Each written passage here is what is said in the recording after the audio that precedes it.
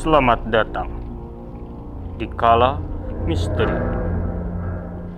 Bersama gue Mr. Kamis yang akan menemani kalian semua dalam setiap konten Kala Misteri.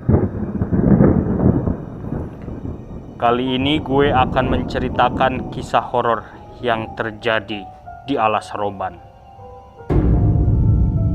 Berdasarkan penelusuran gue, salah satu daerah mistis di Indonesia adalah wilayah Alas Roban yang terletak di Gringsing, Kabupaten Batang, Jawa Tengah. Bahkan di kalangan para supir, wilayah ini dikenal sebagai jalur tengkorak. Bagaimana bisa jalur ini bisa menjadi sebegitu mistis dan sampai ditakuti orang-orang? Jalan Alas Roban sendiri dibangun pada era penjajahan Belanda sekitar tahun 1808. Sebelumnya Alas Roban merupakan hutan belantara yang menyeramkan. Namun, pada masa pemerintahan Hindia Belanda yang saat itu dipimpin oleh William Daendels, memutuskan untuk dibangun jalanan di atas hutan belantara tersebut sebagai sarana transportasi untuk melakukan pemerataan ekonomi antara kota maju dan kota terpencil di Jawa Tengah. Pada masa itu, jelas yang dipekerjakan adalah warga pribumi dengan sistem kerja paksa, atau lebih dikenal dengan istilah kerja rodi. Kerja rodi dilakukan oleh masyarakat pribumi dengan didasari oleh paksaan dan tanpa upah sepeser pun. Hal itu yang akhirnya mendasari banyak korban berjatuhan karena pembangunan jalan di atas hutan belantara Alas Roban. Yang lebih mengerikan dan menakutkan adalah setiap korban yang meninggal karena kerja rodi ini, mayatnya hanya dibuang begitu saja. Hal itu juga yang akhirnya mendasari banyak korban berjatuhan karena pembangunan jalan di hutan belantara Alas Roban. Yang lebih mengerikan dan menakutkan adalah setiap korban yang meninggal selama kerja rodi ini, mayatnya hanya dibuang begitu saja, entah ke dalam hutan atau di pinggir jalan. Ada rumor juga yang mengatakan bahwa mereka dikuburkan di atas jalanan yang sedang dibangun pada masa itu. Masuk ke tahun 1980, di mana pada zaman itu sedang ramai-ramainya dengan peristiwa Petrus atau penembak misterius. Mayat-mayat korban Petrus ini kerap kali banyak dibuang ke wilayah hutan Alas Roban karena dinilai sebagai jalur yang sepi dan jarang dilalui, sehingga masyarakat pun dinilai tidak akan tahu siapa pelaku pembuangan mayat tersebut. Pada masa itu juga sedang gencar-gencarnya masa pembangunan ke seluruh penjuru Indonesia, sehingga menyebabkan intensitas kendaraan melewati jalan Alas Roban sangat tinggi untuk pendistribusian pembangunan. Sejak saat itu, mulai banyak pengendara yang mengklaim bahwa mereka melihat penampakan arwah para korban yang jasadnya ingin ditemukan sehingga bisa dikuburkan dengan layak. Kecelakaan kerap kali terjadi di jalur Alas Roban dan sering kali dihubungkan dengan kejadian mistis. Secara logika, mungkin tidak masuk akal karena mengingat jalur itu memang konturnya sangat ekstrim, banyak tikungan tajam, dan minimnya penerangan jalan raya yang ada. Tapi ketika dibenturkan dengan fakta yang terjadi, keterangan korban kecelakaan di Alas Roban yang selamat Mereka mengatakan bahwa ada penampakan yang mengganggu perjalanan mereka. Seperti tiba-tiba melihat sekelebat bayangan putih di jalanan atau jalan menjadi gelap gulita. Ada juga yang mengatakan bahwa mereka tiba-tiba merasa ada di tepi jalan sehingga membanting setir dan nahas. Itu menjadi ilusi yang menyebabkan kecelakaan. Sebagaimana cerita berikut yang akan gue jelaskan dan gue dapat dari berbagai sumber. Ini merupakan kisah nyata. Kisah tentang kecelakaan beruntun yang terjadi pada tahun 2003 di Alas Roban. Semua bermula saat sebut saja supir ini bernama Andri sedang bertugas melakukan pendistribusian baja dari Jakarta ke Kabupaten Semarang, Jawa Tengah.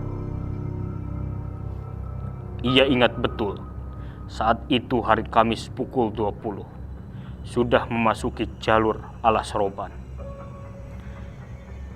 Kala itu ia ditemani oleh seorang kernet, kita panggil saja Yoto. Saat memasuki jalur Alas Roban, ia sudah merasa tidak enak hati.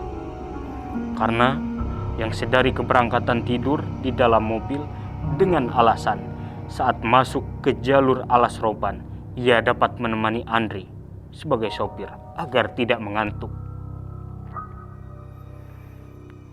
Sampai dengan pukul 20 saat itu, ia masih saja belum bangun. Maka Andri pun memutuskan untuk membangunkan paksa Yoto.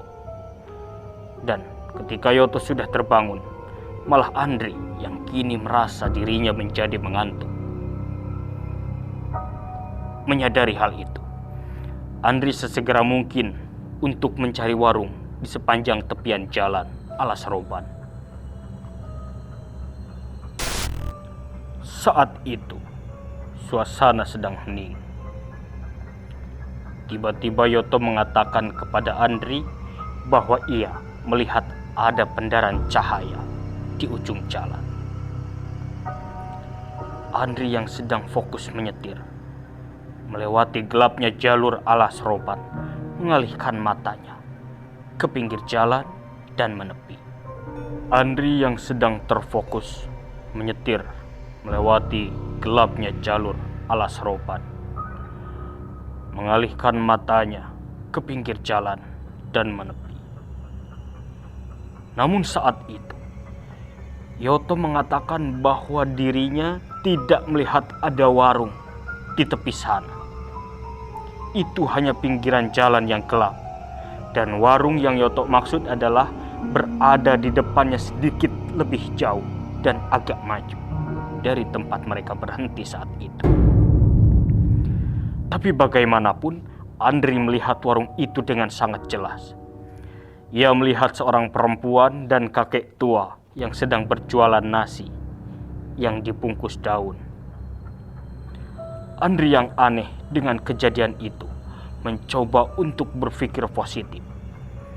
Mungkin Yoto masih mengantuk, jadi ia masih mengumpulkan nyawa untuk bisa sepenuhnya sadar.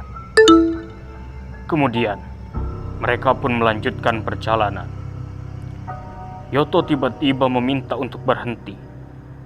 Dan saat itu, Andri yang sedang fokus pada jalanan, tiba-tiba dia juga melihat ada warung kecil yang terbuat dari bilik bambu.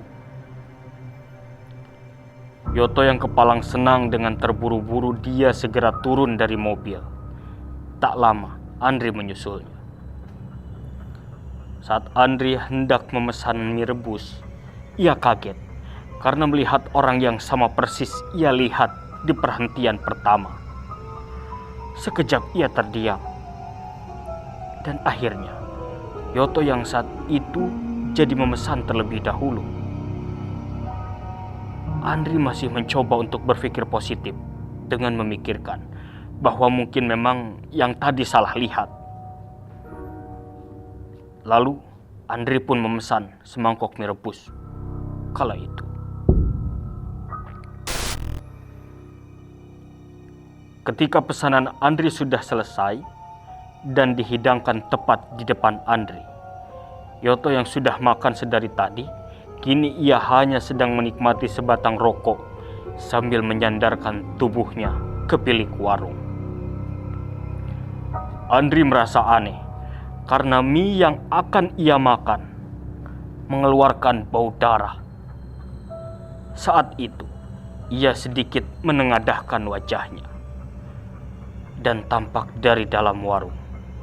Tepat ia berhadapan dengan wajah kakek tua dan tersenyum. Andri merasa semakin sangat aneh dan tidak enak hati. Melihat ada WC di samping warung, Andri meminta izin untuk menumpang buang air kecil. Andri pun beranjak masuk ke dalam WC tersebut. Dan kalian tahu apa yang terjadi? Saat Andri masuk ke dalam WC, tiba-tiba ruangan menjadi gelap gulita. Ia menengadah ke atas, dan yang terlihat hanyalah siluet pohon dengan latar langit yang gelap.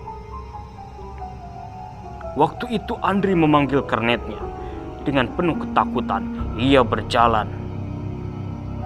Di kepalanya jelas terdengar suara tangisan perempuan dari kencang menjadi pelan dan sangat lirih.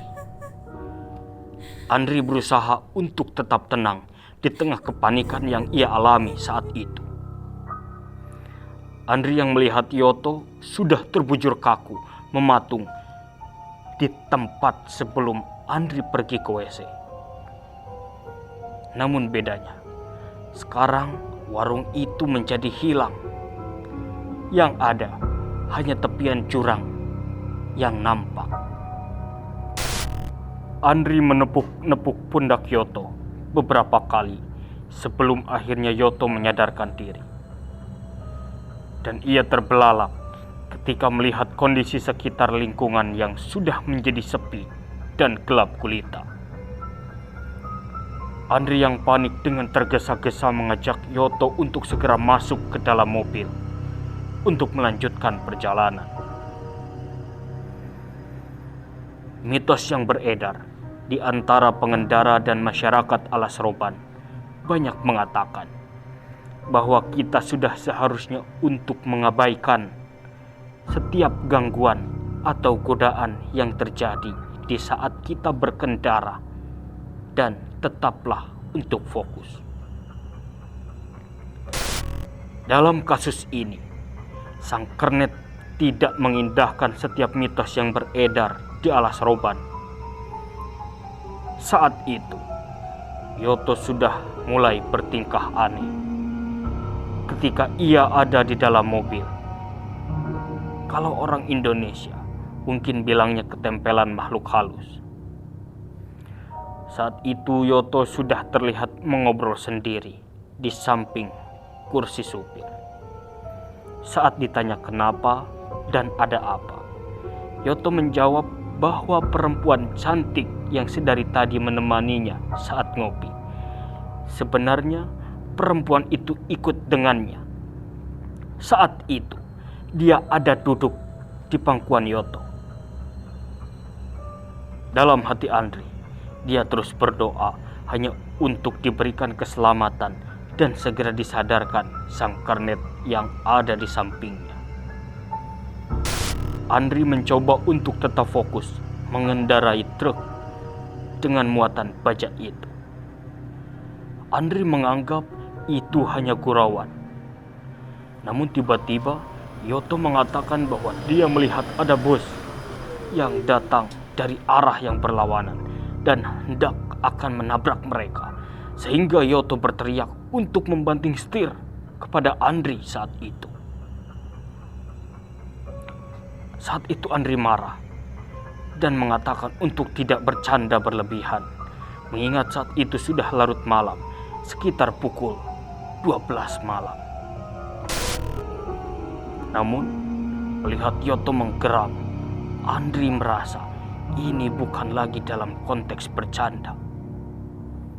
Tapi memang Andri merasa bahwa saat itu ia melihat bahwa dia tidak melihat apa-apa selain dari jalanan yang gelap gulita.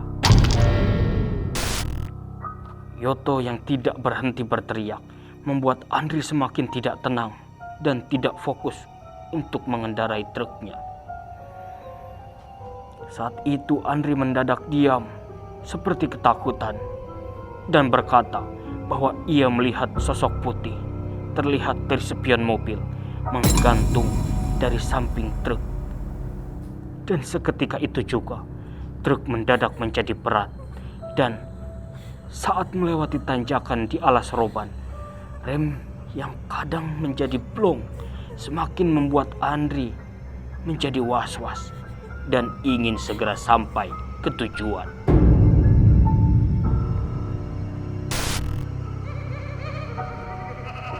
Yoto mulai meracau. Ia tertawa sejadi-jadinya.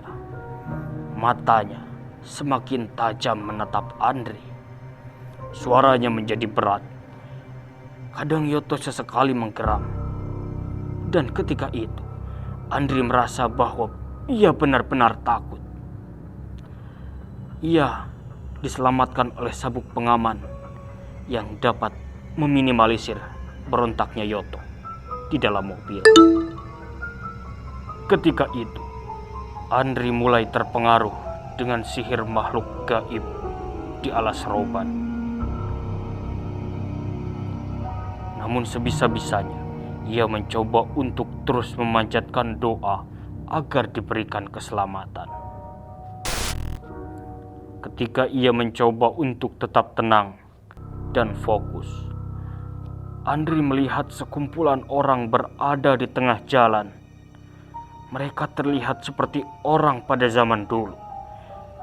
Dan pakaian yang mereka gunakan hanyalah celana pendek yang terbuat dari karung goni dan tanpa memakai atasan.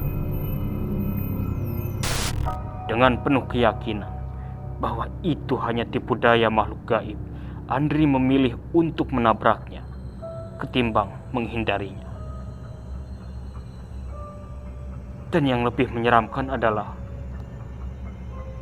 mobil yang sedari tadi dirasa berat tiba-tiba menjadi lebih ringan setelah melewati sekumpulan orang itu. Namun nahas, yang terjadi adalah Andri tiba-tiba melihat bus yang ingin menabraknya. Dan saat itu ia mencoba untuk menghindar, mobil tiba-tiba berhenti dan menyebabkan tabrakan beruntun. 4 mobil di alas roban pada malam hari itu menjadi korban. Tak lama dari kejadian, pihak polisi pun datang dan menyelamatkan para korban ke rumah sakit terdekat, termasuk Andri. Semenjak saat itu, santer terdengar bahwa hantu bus alas roban semakin ramai terdengar dan beredar di masyarakat. Untuk kalian, dengarkan ini baik-baik. Berdasarkan mitos yang beredar di antara para supir dan masyarakat alas roban, jika kalian melewati jalur ini, atau lebih dikenal dengan jalur tengkorak, yang paling penting adalah ketika kalian merasakan, mendengar, dan melihat kejanggalan, jangan pernah sesekali untuk menengok ke belakang. Sebab tindakan tersebut hanya akan mengundang malapetaka. Jika kalian melewati jalur alas roban, atau lebih dikenal jalur tengkorak ini, yang paling penting adalah ketika merasakan, mendengar, dan melihat kejanggalan, jangan pernah sesekali untuk menengok ke belakang.